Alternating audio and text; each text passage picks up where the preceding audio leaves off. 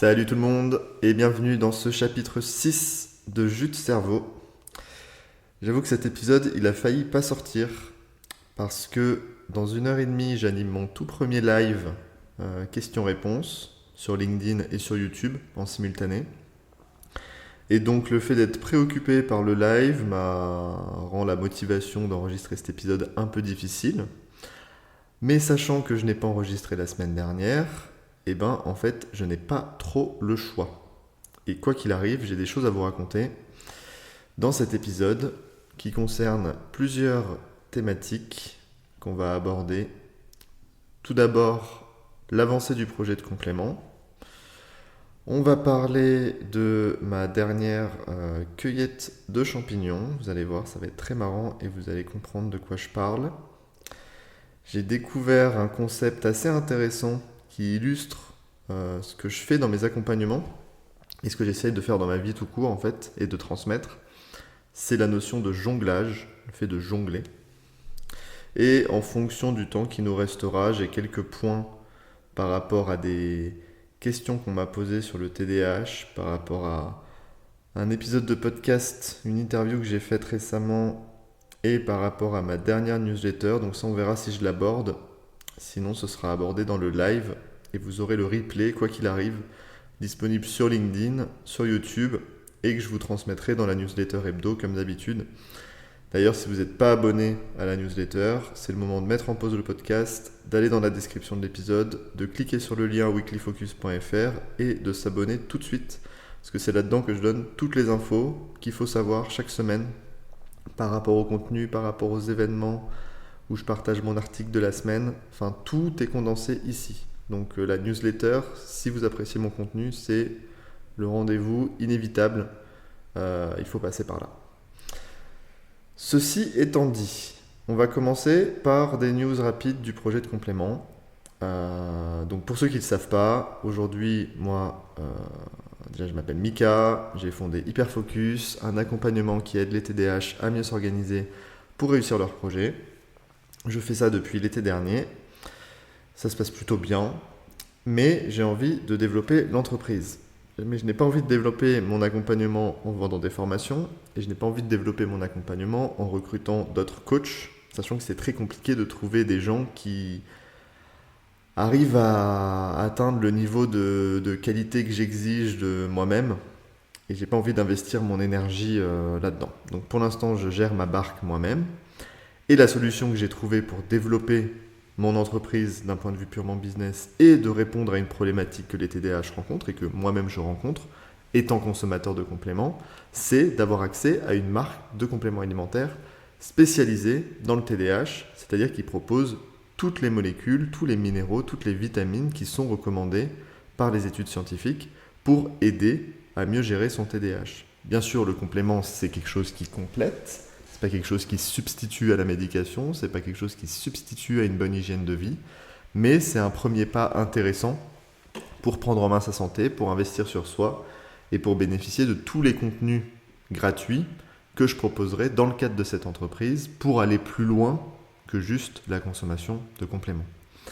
Donc cette idée, ça fait à peu près un mois que je l'ai maintenant. J'ai pas mal avancé dans le sens où déjà j'ai rencontré des personnes, des gens qui ont eux-mêmes des entreprises de compléments alimentaires, des avocats, des personnes qui sont des nutritionnistes, des professionnels de santé, donc vraiment pour récolter un maximum d'informations.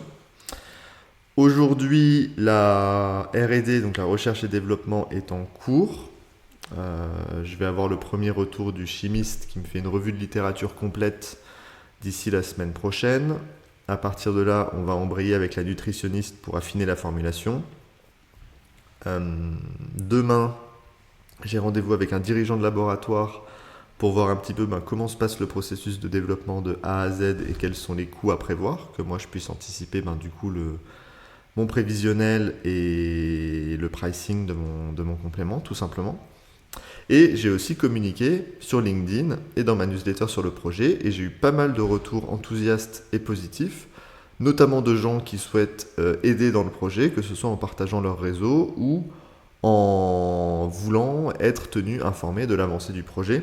pour faire partie des premiers acheteurs du complément une fois la formulation mise au clair et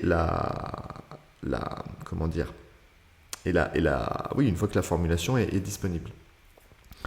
Donc là, pour vous, ce que je vous propose, c'est si le projet, c'est quelque chose qui vous intéresse, que vous voulez le soutenir et que vous voulez m'aider, je vais laisser un lien vers un formulaire très rapide à remplir dans la description de l'épisode.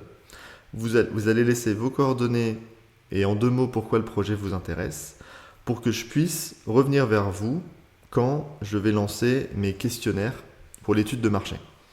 Parce que moi, mon but, c'est pas de faire mon projet dans mon coin et puis de balancer du marketing pour que les gens achètent. Mon but, c'est de le co-construire avec vous pour faire quelque chose qui soit aligné avec moi, qui soit aligné avec vous, qui soit aligné avec les intérêts économiques de l'entreprise, parce qu'une entreprise, c'est comme ça que ça fonctionne. Il faut que ça gagne de l'argent, sinon, c'est pas une entreprise.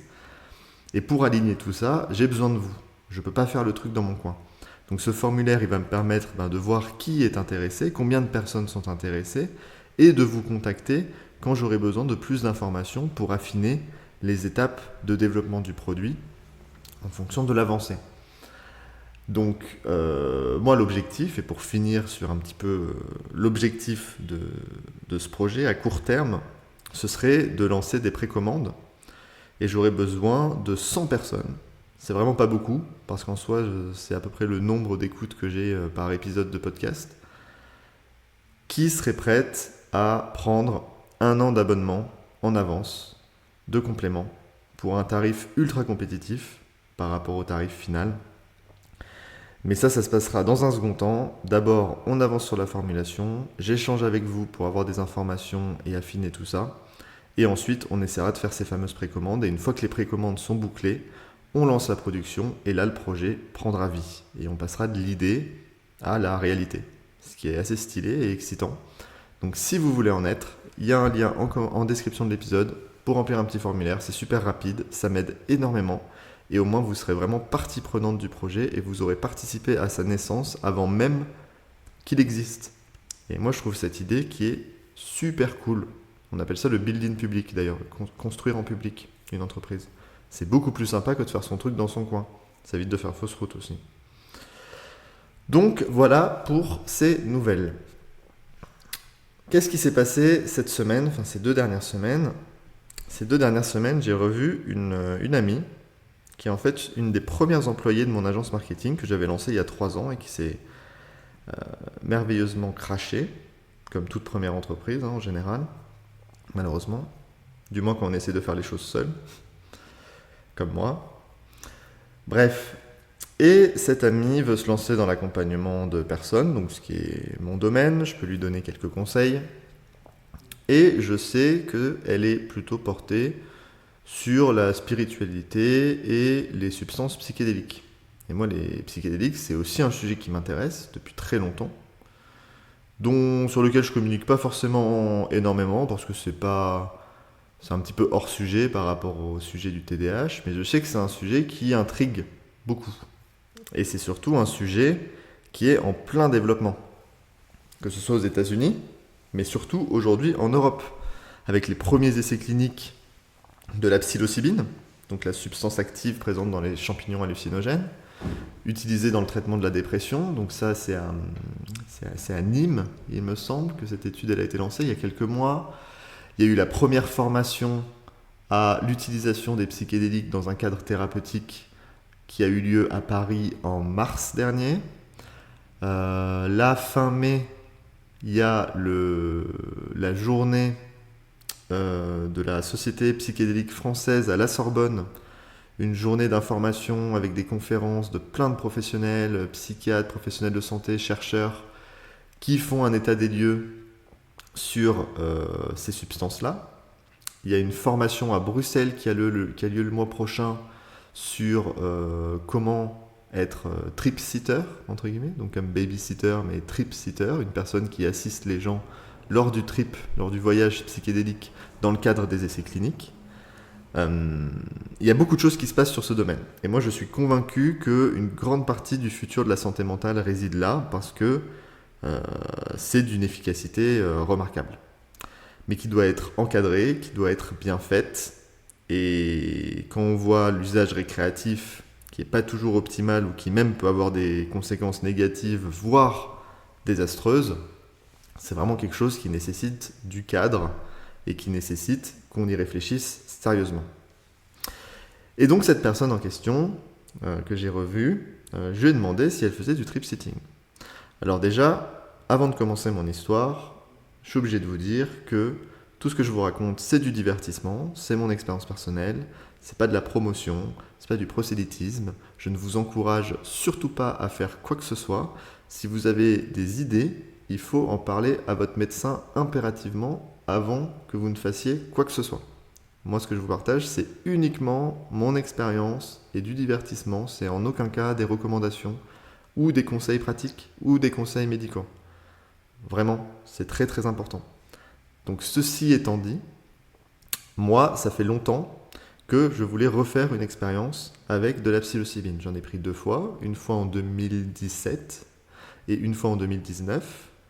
Une fois c'était plutôt bien passé, l'autre fois pas très bien, la deuxième. Donc du coup j'appréhendais un petit peu le fait de le refaire un jour. Et le fait que cette opportunité arrive d'une personne qui peut m'assister pendant l'expérience, c'est quand même beaucoup plus rassurant et beaucoup plus safe que de le faire seul. Ce qui est d'ailleurs la mauvaise pratique typique. Il ne faut jamais, jamais, jamais, jamais faire ça seul. Jamais. C'est vraiment la règle basique, numéro 1. Et donc on a réfléchi, elle a un petit peu réfléchi avec moi à comment on pouvait cadrer la chose, et elle a la chance d'habiter dans une grande maison avec une dépendance dans laquelle je pouvais loger, passer une nuit en amont et une nuit après, donc sur 3 journées. Donc vraiment des conditions très très intéressantes, en essayant de faire les choses bien, en regardant un petit peu les études sur les essais cliniques, qu'est-ce que c'est les bonnes pratiques, en regardant un petit peu le podcast de Andrew Huberman par exemple, qui fait un très bon état des lieux là-dessus, sur les bonnes pratiques en place, pour essayer de faire les choses bien et de faire le cobaye, parce que moi j'aime bien faire le cobaye, quoi. Et donc on s'est préparé, on a fait le truc, et le jour J, c'est très marrant parce que en fait, moi je voyais 2 directions. Soit ça se passe super bien et j'ai un insight, j'ai une révélation, j'apprends quelque chose de très profond, ou alors ça se passe mal. Et bon bah tant pis, ça se passe mal, c'est des choses qui arrivent, et dans tous les cas, on en apprend aussi quelque chose. Eh bien, il s'est passé une 3e chose que j'avais pas du tout anticipée à la base, qui était qu'il ne se passe rien.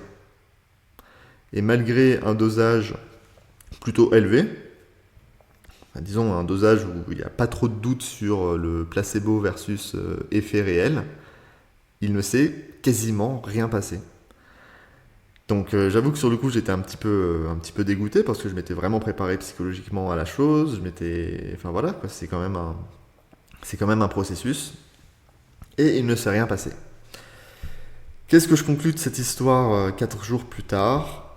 Je me dis qu'en fait, j'avais rien à apprendre en fait, à l'instant T. C'est-à-dire que là j'ai mon projet de complément, j'ai mes accompagnements que je continue, il y a mes contenus que je crée, il y a ce podcast, il y a LinkedIn, il y a un petit peu YouTube, il y a ces lives que je lance, il y a ce projet de complément qui est en place, je sais que je dois faire ces précommandes, je sais que je dois avancer sur la formulation, je sais ce que je dois faire, il faut juste que j'avance. Et je me dis qu'en fait, j'avais pas d'apprentissage particulier à tirer parce que tout est clair et j'ai juste à dérouler, j'ai juste à exécuter. Donc on n'aura jamais la vraie explication de ce qui s'est passé, mais en tout cas, c'est la leçon et l'apprentissage que je tire de cette expérience. Donc, assez intéressant. Si c'est un sujet qui vous intéresse, n'hésitez pas à me poser des questions sur LinkedIn ou par mail. Si vous vous abonnez à ma newsletter, les mails que vous recevrez, vous pouvez y répondre directement, c'est mon adresse personnelle. Et on peut échanger là-dessus. Si c'est quelque chose que vous voulez que je détaille, n'hésitez pas. Si vous voulez aussi des ressources, des études, des choses comme ça. C'est un sujet que je geek de mon côté, que je sais qu'il va se développer dans les années futures, que je veux être informé de ce qui se passe. Donc voilà, je ne sais pas si j'avais déjà communiqué sur ce sujet, il ne me semble pas. Donc maintenant, vous savez tout. Donc ça, c'était mon expérience d'un trip psychédélique où il ne s'est rien passé. Sans transition, je voulais vous parler d'un concept que j'ai eu dans un podcast que j'ai trouvé très intéressant parce qu'il illustre très très bien en fait ce que je fais dans mon métier d'accompagnement. d'aider les TDAH à mieux s'organiser pour réussir ces projets, en fait, c'est très lié à la compétence qui consiste à jongler. C'est-à-dire que jongler, en fait, ce qui est impressionnant dans les gens qui jonglent, c'est qu'on n'a que 2 mains qui peuvent tenir que 2 balles. Et les jongleurs, ils arrivent à faire tenir 6 balles en l'air, voire plus, sans que ça s'éclate au sol. Et l'organisation, c'est un peu comme apprendre à jongler. C'est se dire qu'à la base, je peux gérer 2 trucs bien.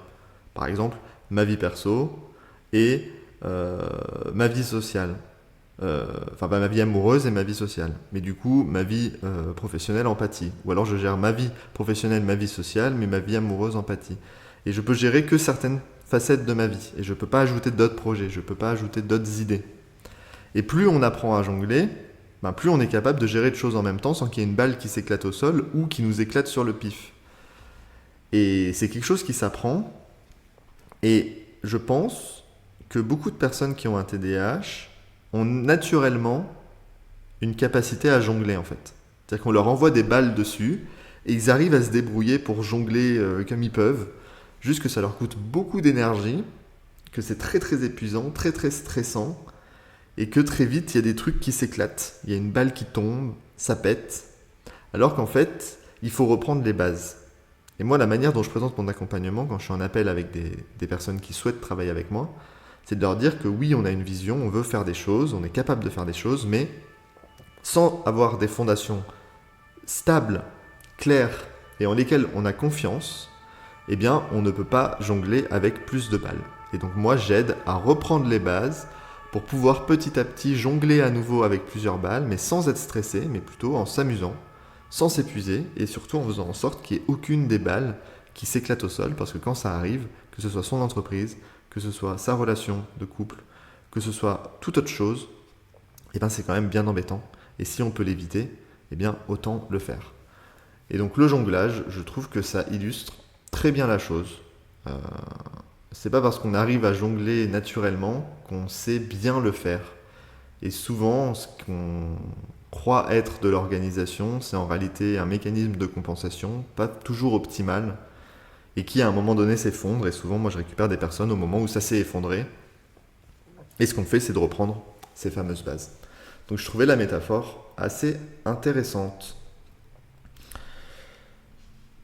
Enfin, ce sera un petit épisode, mais je vais reprendre 2 points par rapport au TDAH, du coup, des retours qu'on m'a fait, que j'ai trouvé intéressants, et sur lesquels je vais rebondir avec vous.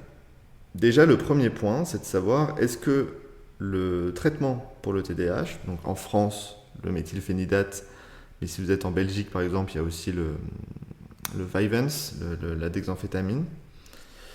Et une personne me demande, parce que moi je dis que ce traitement, c'est une molécule comme une autre. C'est un psychostimulant, la caféine est un psychostimulant, la nicotine est un psychostimulant. Cette personne me dit que dans d'autres sources, au contraire, on dit que le médicament n'est pas une drogue. Parce que le méthylphénidate, il n'y a pas de dépendance ou d'accoutumance, et qu'au contraire, ça diminue le risque d'addiction, et que du coup, la nicotine, c'est une drogue, mais que le méthylphénidate, ce ne serait pas une drogue. Et pourquoi on dit ça aux parents, alors que derrière, on dit quand même que c'est comme la nicotine. Il y a une contradiction là-dedans. Moi, la réponse que j'apporterai à ça, c'est que on sous-estime à quel point tous les discours qu'on dit en tant qu'humain sont des histoires. Et des histoires au sens positif du terme. Une histoire, c'est quelque chose c'est un discours qui a du sens, qui est censé donner du sens à l'action, aux décisions qu'on prend, et qui permet d'apprendre des choses et de décider en fonction de ce qu'on a appris. Il n'y a pas de discours scientifique purement objectif sur le réel. Il y a toujours un sens dans ce qu'on dit. C'est jamais détaché du réel, c'est jamais purement objectif, contrairement à ce qu'on veut dire et ce qu'on aimerait faire.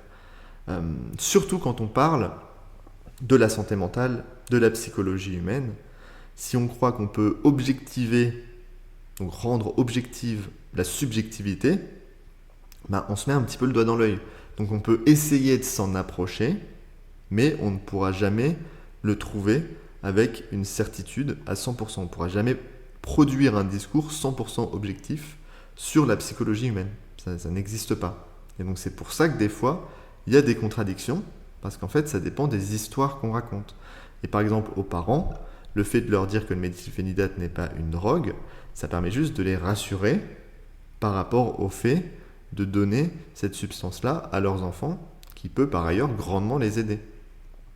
Mais c'est pas pour autant que, au sens propre du terme, un psychotrope reste un psychotrope, qu'il soit légal ou contrôlé ou illégal. Ça reste une catégorie de molécules qui a un effet sur la psyché humaine et un effet subjectif, en fait, sur la psyché humaine, qui dépend de chaque personne. C'est pour ça que le traitement, il est aussi difficile à appréhender, parce que chaque personne y réagit différemment. Certaines personnes y réagissent instantanément positivement. D'autres personnes doivent apprendre à en tirer les effets positifs. Et donc, ça fait que c'est très dur d'avoir un discours cohérent sur le TDAH ou sur le traitement. Et il y a d'ailleurs une étude extrêmement intéressante que j'ai trouvée récemment, je l'ai juste là sous les yeux, qui s'appelle Lost in Explanation, Internal Conflicts in the Discourse of ADHD Psychoeducation. Perdu dans les explications, les conflits internes autour du discours de la psychoéducation au TDAH. Et cette étude, qui est assez récente, je crois qu'elle a quelques années, elle montre qu'en fait, en prenant les documentations de psychoéducation sur le TDAH, en fait, il y a énormément de contradictions entre les documents et parfois et souvent même au sein même d'un document. Il donne pas mal d'exemples, enfin 3 types de patterns. Le fait de confondre la cause et la conséquence, le fait de dire qu'en fait on ne sait pas grand chose et qu'il y a beaucoup d'incertitudes versus on sait des choses, il y a des faits par rapport au TDAH, c'est comme ça et pas autrement. Par exemple, le fait que dans un document américain, dans le même document, à un moment il y a écrit « Les scientifiques n'ont pas encore identifié les causes spécifiques du TDAH », et plus tard dans le même document, ils disent « Le TDAH est un trouble de certaines zones du cerveau et il est dans la majorité des cas hérité, il n'est pas causé par une mauvaise éducation ou par un environnement domestique chaotique. » Sauf que si on ne sait pas les causes, pourquoi maintenant on sait à 100% que ça, c'est pas des causes. Idem pour la normalité versus l'anormalité. Il y a des documents, je suis en train de lire en même temps, c'est pour ça que c'est un petit peu saccadé, mais dans le même document anglais, cette fois-ci, du Royaume-Uni, ils disent que le TDAH, c'est en fait un spectre de comportements qui peuvent être normaux, sains dans un cas, et passer dans le pathologique, mais sans scission, sans coupure. Alors que plus tard dans le document, ils disent que le TDAH est un vrai trouble à part entière, distinct d'un comportement normal, et qui du coup s'oppose à cette notion de spectre. Donc c'est très très compliqué il y a d'autres patterns que je ne vais pas détailler ici, mais c'est très très compliqué d'avoir un discours cohérent sur le TDAH, parce que le TDAH lui-même est un concept qui est utile, mais qui n'est pas une entité qui existe dans le monde, qu'on peut observer. On observe un ensemble de troubles qu'une personne a, et on suppose qu'un certain type de solution, que ce soit psychothérapeutique ou que ce soit psychopharmacologique, avec le traitement médicamenteux, ça aide les gens à aller mieux, mais on ne sait pas pour autant exactement qu'est-ce qui s'est passé. C'est pour ça que très souvent, le diagnostic du TDAH chez les adultes, en fait, on suppose qu'il y a un TDAH, on donne le traitement, si le traitement marche et aide la personne à aller mieux, l'hypothèse est confirmée a posteriori, en fait. Il n'y a pas forcément moyen de savoir a priori s'il y a un TDAH. D'ailleurs, il y a beaucoup d'études et les recommandations internationales le montrent que les tests neuropsychologiques, les tests psychométriques, on a beau passer 8 heures à passer des tests, il n'y a aucun moyen que ces tests affirment ou infirment avec certitude qu'il y a un TDAH ou pas. Ça donne des pistes, mais on ne peut pas savoir, même si on fait tous ces tests-là. Ils ne sont pas suffisamment fiables pour tirer des conclusions diagnostiques là-dessus. Donc ça, c'est un vaste sujet, mais en tout cas, c'est ma première réponse un petit peu spontanée à ce point-là. Donc pareil, si c'est un sujet qui vous intéresse, envoyez-moi un petit message sur LinkedIn et je pourrai creuser, ou si vous avez une objection ou quelque chose à me partager, n'hésitez pas. C'est comme ça que la connaissance évolue. Et deuxième chose, et on va finir sur ce dernier point, dans la dernière newsletter, je parlais du changement de paradigme que le TDAH va traverser. Ce changement de paradigme, c'est quoi? C'est de passer d'une conception biologique du TDAH, de dire le TDAH, on est avec, c'est un trouble neurodéveloppemental, c'est observable, enfin c'est des causes neurochimiques dans le cerveau, etc. Et de passer vers un paradigme un petit peu plus intégratif, qui intègre à la fois ces dimensions biologiques, mais surtout des dimensions environnementales qui sont aujourd'hui un petit peu trop sous-estimées. Et en fait, moi j'aime beaucoup cet article parce qu'il montre il montre, et moi je trouve, que si on met l'accent sur les causes environnementales, ça a plus de conséquences positives que de mettre l'accent sur les causes biologiques. Parce que si on dit que c'est biologique, ok, c'est un trouble et c'est comme ça et c'est pas ta faute et machin, mais je trouve que ça crée pas mal de pessimisme et ça crée beaucoup moins d'agentivité, de capacité d'action sur le trouble. Parce que si c'est comme ça, qu'est-ce que je peux y faire en fait? Il faut juste que les gens s'adaptent et puis moi je suis comme ça et puis on n'y peut rien parce que de toute façon je suis né comme ça et mon cerveau est comme ça. Sauf que non seulement c'est faux, et en plus ça a des conséquences négatives insoupçonnées. Notamment le fait d'être pessimiste par rapport à la suite ou d'avoir moins confiance en les stratégies de compensation ou les apprentissages qu'on peut avoir pour améliorer les choses. Et moi voilà, je trouve cette étude qui est très intéressante et moi j'agis beaucoup sur les causes environnementales du TDAH, notamment avec l'organisation, avec le fait d'accompagner les personnes, de comprendre toutes ces choses-là, de se mettre en action, de créer des choses. Ça permet en fait de limiter les effets négatifs du TDAH. Et dans un mail, enfin une réponse à cette newsletter, en fait une personne m'a dit que même si le paradigme donc, social, environnemental avait des avantages, il pourrait avoir pour conséquence de déconsidérer les options pharmacologiques, donc le traitement médicamenteux, pour les personnes concernées par le TDAH. Le problème, c'est que on pense que c'est A ou B. Je lis pas tout le message, mais dans l'idée, c'est ça, c'est de se dire, en fait, si on réduit la part de biologique, l'environnemental va prendre le dessus, et du coup, on va plus prescrire et on va plus avoir cette reconnaissance du trouble. Sauf qu'en fait, c'est pas ça l'idée. L'idée, c'est qu'aujourd'hui, on le sait que le TDAH a des causes à la fois biologiques et des causes environnementales. Et moi, à mon sens, c'est du 50-50. Parce que j'aime bien du 50-50. Parce que le 50-50, en fait, ça permet de se dire que c'est du hasard pur. C'est-à-dire que c'est à la fois l'un et à la fois l'autre. Aucun n'est plus fort que l'autre. Donc, on va agir sur ce sur quoi on peut agir indépendamment de ce sur quoi on ne peut pas agir. Et l'enjeu de ce changement de paradigme, c'est pas de mettre l'accent sur l'environnemental. C'est de dire, ok, il y a le biologique et l'environnemental, il est aussi important. Et on va essayer d'intégrer les deux dans la prise en charge du TDAH. Et moi, par exemple, je ne suis pas du tout partisan d'une approche purement environnementale du TDAH, parce que pour moi, le traitement médicamenteux permet de poser les bases du travail qu'ensuite on peut faire en termes d'accompagnement, de coaching ou de thérapie avec les personnes. Donc l'idée, c'est pas de dire l'un ou l'autre, c'est de se dire l'un et l'autre.